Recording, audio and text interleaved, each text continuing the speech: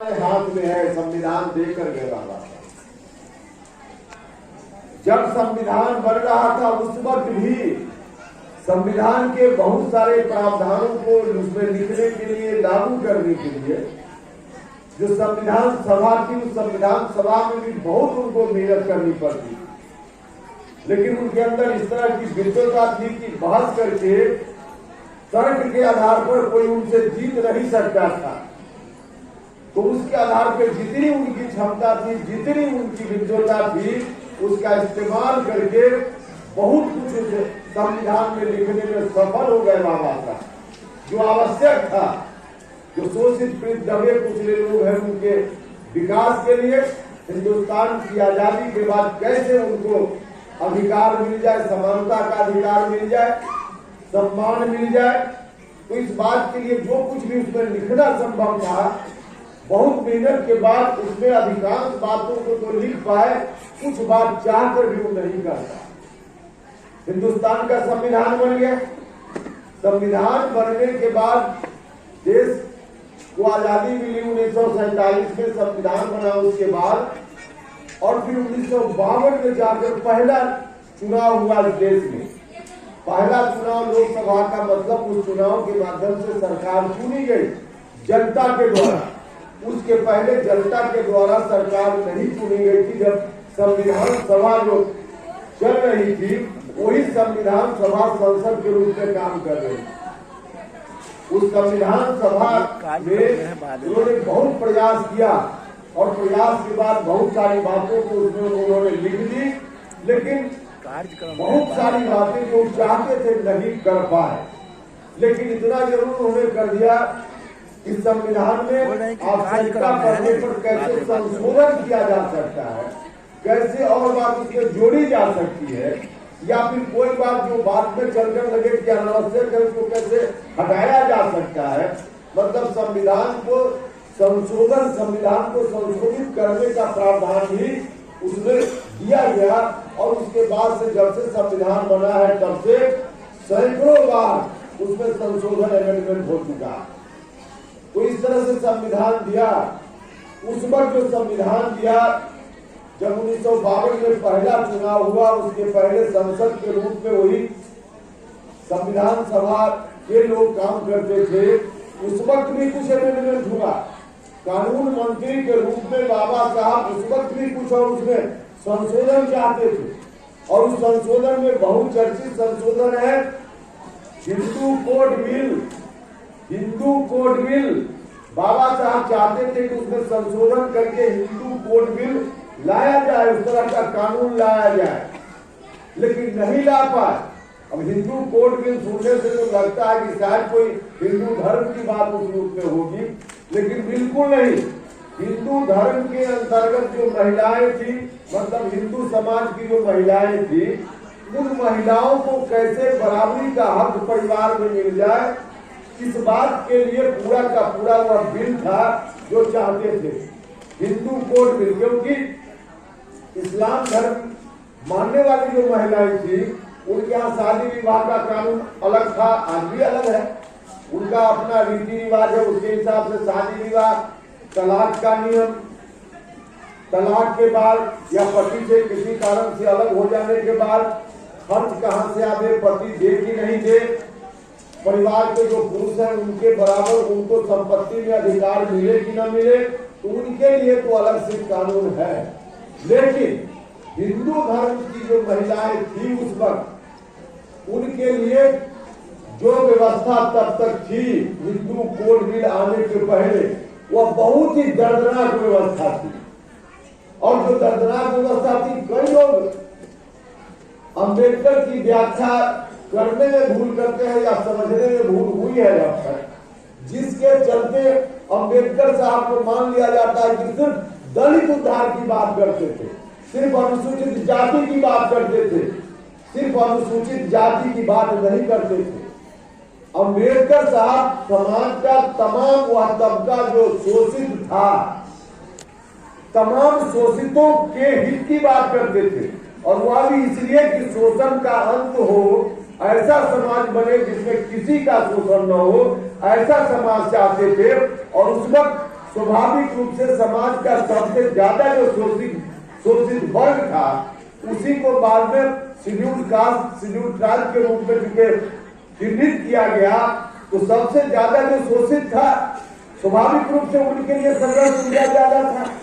लेकिन समाज में और लोग जो शोषित थे उनके लिए भी उनका संघर्ष कहीं से कम नहीं था, बल्कि बाकी लोगों से कई गुना ज्यादा था। और उसी क्रम में हिंदू कोड बिल लाना चाहते थे बाबा साहब, जब तक नहीं आया था तब तक जो हिंदू धर्म की महिलाएं थी या महिलाओं की संख्या ज्यादा है, उसमें जो चाहते थे बाबा किस तरह से महिलाओं को अपमानित होना पड़ता था अपने परिवार में, सिर्फ अनुसूचित जाति की महिलाएं नहीं अपमानित होती थी, उसमें हिंदू धर्म में आने वाली चाहे दलित परिवार की महिला हो, चाहे ब्राह्मण परिवार की महिला हो, चाहे किसी परिवार की महिला, किसी जात की महिला हो, सबके साथ परिवार में एक तरह से कहिए कि एक स्टेज आता था जिस स्टेज में बिल्कुल नारकीय जीवन महिलाओं को जीना पड़ता था, सभी जात। इसलिए कुछ लोग कहते हैं कि सिर्फ दलितों की बात, अनुसूचित जाति की बात नहीं, ब्राह्मण परिवार की भी महिला, कोई ऊंची जात की भी महिला उतनी ही अपमानित होती थी जितना अपमान का शिकार दलित परिवार की महिलाओं को होना पड़ता था। और कई बार तो जो ऊंची जात की महिलाएं थी उनको ज्यादा शिकार होना पड़ता था। जो दलित परिवार की महिलाएं थी उनको तो कभी कभी स्वतंत्रता मिल भी जाती थी, लेकिन जो ऊंची जाति की महिलाएं थी उनको तो घर में घूट कर मरने के अलावा कोई उपाय नहीं होता। तो समाज में हिंदू जाति की कोई भी महिला, और ऐसा इसलिए था कि उस वक्त पुरुष के लिए तो छूट थी, एक नहीं अनेक 4-5 जितनी शादी करनी हो पुरुष तो कर लेता था, लेकिन महिला एक ही शादी कर सकती थी। कोई तलाक का प्रोविजन उस समय नहीं था, और एक बार अगर शादी कर ली उसके बाद वह विधवा हो जाए या पति से किसी तरह से विवाद हो जाए तो भी वह दूसरी शादी नहीं कर सकती। कितना वह अन्याय था। पुरुष के लिए 2 शादी, 3 शादी, 4 शादी सब मंजूर, कोई प्रतिबंध नहीं। अब महिला अगर बाल विवाह उस समय होता ही था, 15 साल, 18 साल, 12 साल की लड़की शादी होती थी, विधवा हो जाती थी, लेकिन बाद में जीवन भर उसको उसी घर में रहना था, कोई दूसरी शादी का प्रावधान नहीं था, कोई दूसरी शादी का प्रावधान नहीं था। और अगर पति से विवाद हो जाए, 4 पत्नी एक घर में हो, स्वाभाविक रूप से पत्नी बाकी पत्नी बाद में जो शादी करके बुलाते हैं वह थोड़ी ठीक ठाक स्थिति में होती है। पहले की पत्नी तो आज भी अगर किसी की शादी एक से ज्यादा हो तो 2-3 पत्नी किसी घर में किस रूप में रहती होगी, उसी को महसूस करती होगी। पुरुष तो इस दर्द को कभी महसूस कर ही नहीं सकता, महिलाएं महसूस करती होगी। और उस स्थिति में अगर वह महिला चाहे कि हम तलाक ले ले, तो हिंदू धर्म में तलाक लेने का भी कोई नियम कायदा नहीं था। मर कर रहना हो वही रहिए, आप घर छोड़कर जाइएगा तो आज की तरह पुरुष आपको खाना खर्चा देगा, यह भी कोई नियम, जब तलाक का नियम ही नहीं था तो कहां से कोई प्रोविजन होता, नहीं था। इन तमाम समस्याओं को दूर करने की ओर बाबा साहब का ध्यान गया और उनको लगा कि समाज में जो शोषित लोग हैं, शोषित लोगों को हम समाज की मुख्य धारा में जोड़ने की बात करते हैं। जब तक महिलाओं को इन चीजों से, ऐसी प्रताड़ना से हम छुटकारा नहीं दिलाएंगे, तब तक शोषण का अंत नहीं हो पाए। इसलिए उन्होंने हिंदू कोड बिल बनाया कानून मंत्री के रूप में, और उन्होंने कोशिश की कि संशोधन हो जाए संविधान में।